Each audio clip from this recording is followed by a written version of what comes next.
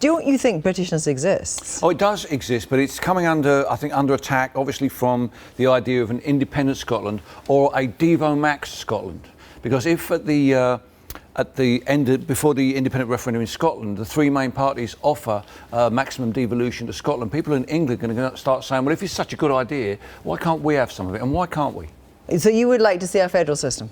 Oh, no, I would like to see, personally, I'd like to see assemblies in each of the English regions with the same powers as Scotland. That's my personal preference. But I think the UKIP vote, I see the vote across Europe, but particularly the UKIP vote, as a vote against globalisation. Mm-hmm. And the way that we deal with globalisation is, I believe, is to have bring decision-making closer to people, localism, devolve from the centre. So the idea of Britain is a busted flush. Well, it is, but it oughtn't to be. I mean, it's nothing to do with globalisation, really. It's to do with self-government. It's to do with being a people living in its own country, running itself under laws which its own people have chosen. But it's not a single country. I mean, it's an entity that's not a country. It's dissolving as a country because so many people have been trying to dissolve it for so long. And there's a very strong pressure from the European Union, which likes countries to be sliced up into regions and smaller parts before it swallows them up. That's very much what's behind the destruction of the Union, is the European Union's inability to tolerate other federations on its territory. So the idea of England to you, is that something that you adhere to? No, I've always tried to defend the idea of Britain. England hasn't existed as a country since the Union of Crowns in 1603, and the last English queen. So you would say that Scotland has Queen either Elizabeth. Then? Well, the problem is that because England has been under attack from within, from many people in Britain. I said England. Britain has been under attack from within by many people in Britain who didn't want it to continue, who wanted to dissolve it, and they've used nationalisms to do so. So that's your fault? No, I mean, I think the problem for the English is that they're not in the driving seat of either of these two forces. The Scots are in the driving seat of devolution. The European Union is in the driving seat of globalisation. So the British state, and that's what it is. England is a country. Britain isn't a country. It doesn't have a football team. It doesn't have a patron saint, as I was saying earlier. But England is a country. But it's a country that has allowed its identity to be wrapped in the Union Jack, really since the Glorious Revolution.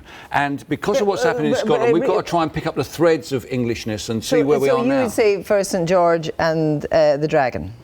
Well, no, not necessarily. I mean, there are different traditions within England. The point is, Kirsty, if people see the flag of St George on the back of a white minivan, they immediately take an opinion. You never see that if you see the flag of St Andrew or the Welsh flag. Whose problem is that? So what, you're trying to reclaim Englishness? No, I'm just trying to make a manifestation of Englishness that is inclusive and not. There is an element within the UKIP vote there is a Little Englander element within it. I don't think all of it's Little Englander, but they are kind of the de facto English national party now, I think. What does this Little Englander mean? I think there's a lot of people in England who are puzzled by the fact that for some reason the other nations of the United Kingdom seem to want to tear themselves away and declare loyalty to somebody else. Scotland isn't going to be independent. Ireland isn't independent. Northern Ireland will not be independent when it leaves, as I fear it will. They will simply be provinces of the European Union, and they will, instead of going to Brussels through London, they'll go direct to Brussels. It's barely possible for the United Kingdom to be an independent sovereign country anymore. For these other ones to do it is just beyond them. How can they maintain I don't understand the sort of armed forces and currency and all kinds of other things which a country needs to be a country? I don't understand how you can sit there and demand self-determination for Britain and not understand why the Scots want self-determination for Scotland. I didn't understand it. This is. But no, you said that's what. No, you don't understand. Understand. I just think it's a mistake.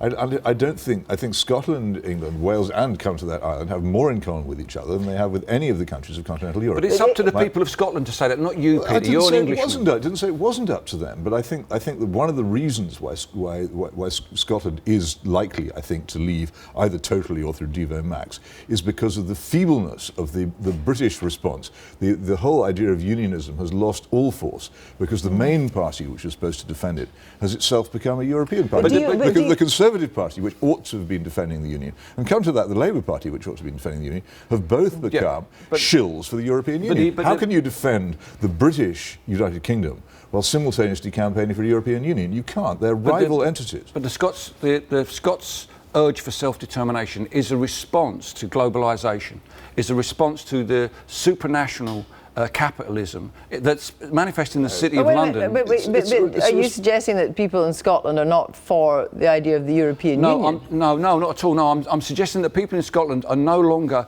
willing to allow the market to solve all the problems that society presents. There's that dogma that we've had since the years of Thatcherism that wasn't swept away by New Labour, that's put the City of London in such a powerful position You're within our mixing society. up two completely different things. Apart from anything else, the European Union imposes globalisation on the market on all its members in a completely ruthless fashion. And if you think Scotland's going to escape that by leaving the United Kingdom, you're very much mistaken. I mean, let's be quite clear. It seems to me that what the people that want a separate Scotland are saying is they want that within the European Union. Well, and they may not even get it. Well, they may not get it, but it is what has fundamentally made it practically possible. Mm-hmm. Before then, only a token independence would have been possible, which would really have been a dependence. No, I totally disagree. No, it would have been. The Irish Republic doesn't have a token independence. The Irish Republic has 100% independence, and Scotland is just as viable as the Irish Republic. That's exactly the point I was about to make. The Irish Republic really didn't attain 100% independence until it joined the euro and broke away from currency union with Britain. That was the moment at which it really became seriously independent. In the period before that, it had been largely a token independence. So let's look to the future and the Billy Bragg's future of the idea that there's some kind of, okay, with regional assemblies, there's some kind of federalism where England is reborn as a different entity. Oh heavens, once that starts, then who knows? I'm Cornish. Hitchens is a Cornish name. I could set myself up. I could buy a large jumper and grow an enormous beard and become a Cornish nationalist, and no doubt subsidies and money would flow towards me. All kinds of things will happen to England once the United Kingdom ceases to exist. But all kinds of nationalisms become possible once Britain ceases to exist, but all of them will ultimately be provinces of the European Union and therefore not independent at all. It's token stuff. It's like Morris dancing. It's not a real country. But a real country is a people living sovereign on its own territory, making its own laws. That's not what any of these places will be. But is Nigel Farage, do you think, more in touch with England than you are?